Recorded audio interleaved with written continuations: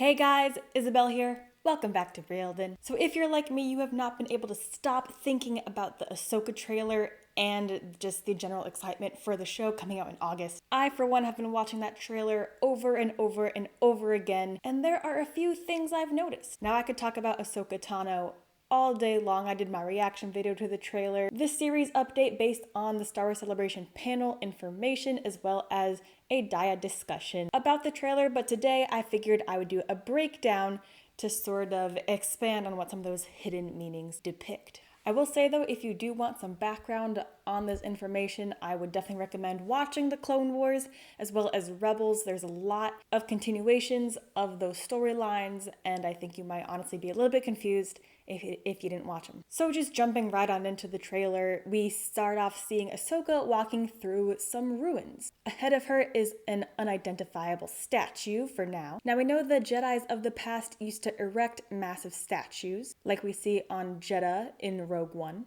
But as we see later in the trailer, Ahsoka fighting Morgan Elsbeth's Corvus droids, still in the same location. And we know based on the information received at the Star Wars Celebration panel, Morgan is very, very loyal to Thrawn, which leads me to believe that this could actually be an old Sith temple that Ahsoka is exploring and not a Jedi one. According to Chapter 23 of The Mandalorian, the Shadow Council, the remnants of the Empire, know about Thrawn, which could be a connection to Project Necromancer and the reason why those droids are there. And since it was also mentioned that these two storylines of The Mandalorian and Ahsoka are happening simultaneously, that isn't a big leap to conclude. Ahsoka tells us that she can feel darkness coming. Something's coming. Something dark.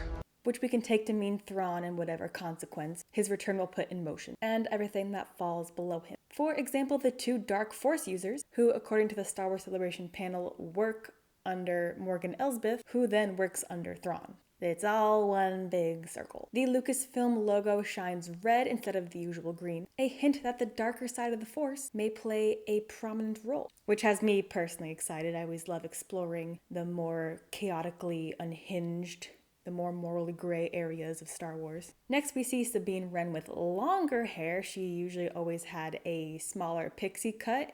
Thankfully, her hair is still colored.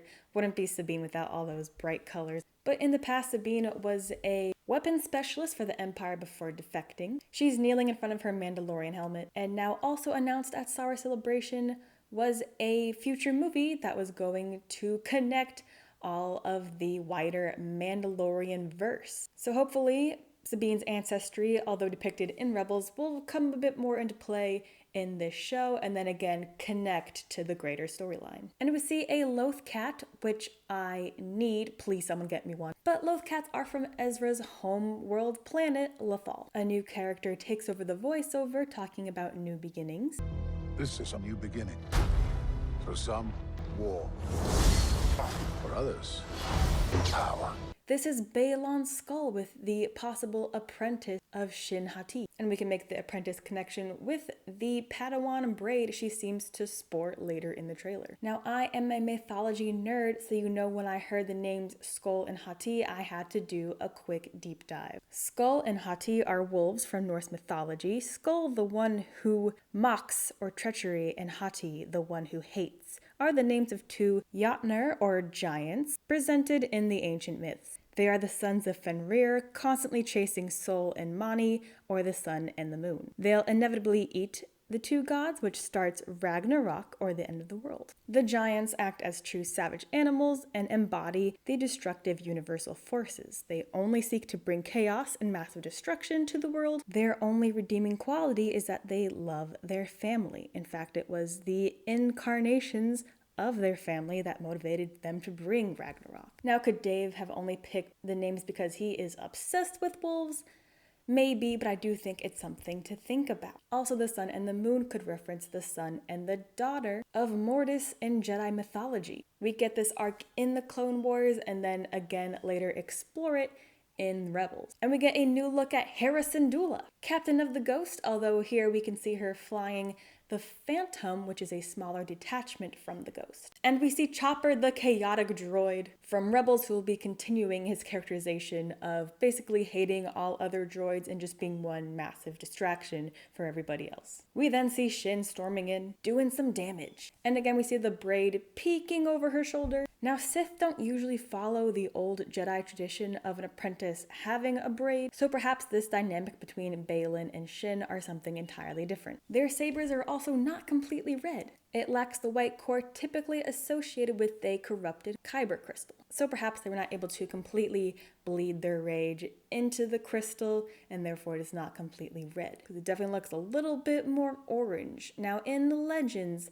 the orange sabers were most commonly wielded by Force sensitives who identified as Grey Jedis. Rather than the Knights of the Jedi Order, Grey Jedis had a foot each in the light and dark sides of the Force, not fully committing to either side, but sort of towing the line and drawing powers and abilities from each side. And based on the Heir of the Empire quote we get later in the trailer, we know some Legends material will most likely come into play in this series. And now for us Rebel fans, we see some familiar imagery, the home planet of Lothal, again Ezra's home world. Ahsoka tells Sabine things have changed, which I believe to mean that their mission of finding Ezra has shifted slightly, especially with the emergence of Thrawn as a major threat. And we see Ahsoka's T6 shuttle fly in, 3 New Republic freighters exit hyperspace. Inside is a holocall with Mon Mothma, another figure I did not expect to see in this series.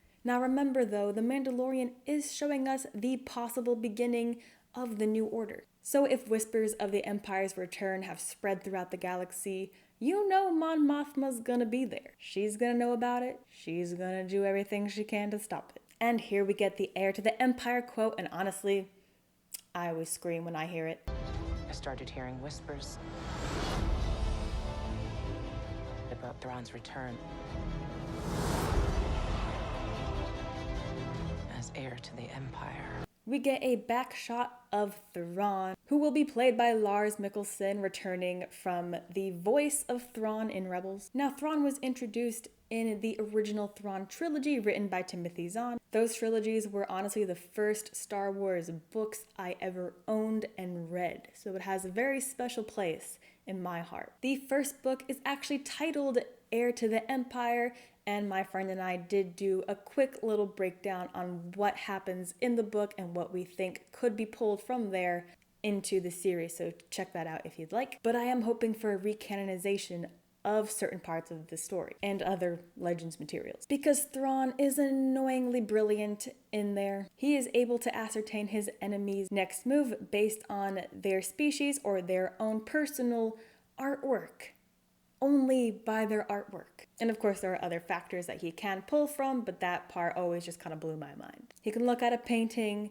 tell the kind of brush strokes they used, and because they used hard slashes, they're gonna slash their way in, apparently. But next in the trailer, Ahsoka and Baylan stand off in something I thought originally was the world between worlds, but could actually just be a very large projection of a star map. Ahsoka is, after all, technically searching for 2 people, but interestingly enough, it does match the designs on her logo. And I think the reason Baylan is also there is because they are using these new series to contextualize the sequel trilogies, which I honestly appreciate and I'm excited to learn more. But perhaps he is there to stop Ahsoka from seeing the map and perhaps stop her from finding out where Palpatine may or may not be, or perhaps whatever cloning facility they're using. And now we get a new shot of Hera with 5 red dots on her patch, which actually indicates an admiral, not a general like I originally thought. We do hear a voiceover in Rogue One titled General Syndulla, so perhaps she's been promoted. I mean, she better be promoted. She's been in there, what, for years? Give your girl a promotion. And then Balin fights New Republic soldiers, this scene reminding us a lot of when Darth Vader was going after Leia at the end of Rogue One. And we get our first look at Ezra as Sabine looks at a hollow image. Next, Ahsoka battles someone who looks a lot like an Inquisitor, although this time period is a little far out for their continued existence, but he does look like the 8th brother that Ahsoka usually comes into contact with. Revenge, did I hear you say? But we can see he has his Inquisi spinny saber, which is kind of a dead giveaway for an Inquisitor. And we get text of all the things Ahsoka has ever been over her lifetime: warrior, outcast, rebel, and Jedi. Now we all know the phrase, "I am no Jedi." But Dave Filoni has told us to take that phrase with a grain of salt. Ahsoka says that because at the time it's what she believed to be true. In the past, especially in her own Ahsoka novel, she is not supposed to be a reliable narrator. So she may not think that about herself, but I think you and I all know that Ahsoka is the embodiment of what a true Jedi should be. And lastly, we get the return of Huyang, the droid who instructed younglings on how to build their lightsabers. Now we can't see who the droid is talking to here, but I believe Shin's saber hilt looks a lot like Kanan's from Rebels. And as she is more of an apprentice type character, perhaps he is helping her attempt to build her own saber using parts of his. It definitely sounds like a teaching moment between the droid and someone else. Because also, if it is Kanan's saber, where did Shin get it? Although the background behind Huyang looks a lot like Lothal, so he's mostly probably talking to Sabine and Ahsoka. And that is all the trailer depicted, but before I end the video, I did quickly want to talk about the music in the trailer. There are no major themes from the characters one would expect usually in a trailer, especially a Star Wars trailer. But the track is called "I Am the Door." And since the series is all about Ahsoka, I'm guessing this phrase is in reference to her or what she may become by the end of the series. The track starts slowly and quietly over the image of Ahsoka walking alone into the temple ruins. But as the trailer goes on and more action is shown in the different scenes, the music builds, eventually ending in a crescendo embodying ancient chants similar as in Duel of the Fates. Again, I think this hints at a transformation for Ahsoka to finish this series as the conclusive true Jedi we all know she is. Possibly imbued with ancient knowledge that has once been lost. And what is this door exactly, you say? Well, personally, I'm hoping it has something to do with the world between worlds. I feel like this is a great series to talk a little bit more about that aspect, and it holds significant meaning in Ahsoka's past. After all, it did save her life when she was facing her old master, Darth Vader. Ezra actually was the one who pulled her away to save her so she could go back into their timeline and continue to live her life. But those are just my thoughts, and I'm by no means a music expert. So if you guys are and you think something different, feel free to let me know down below. But guys, that's everything I noticed on the Ahsoka trailer. Either way, I am super excited for this series and what we're gonna find out and the continuation of all these characters we know and love, as well as the new characters. I'm just excited for everything. I just can't wait. You're not ready for me when August hits. But guys, leave a like on the video, comment if I missed anything that you saw in the trailer. I'd love to hear it. And be sure to subscribe to the channel so you don't miss future Star Wars reaction videos, Star Wars discussion videos, and on the occasion, Star Wars update videos. But guys, thank you so much for watching, and I'll see you next time.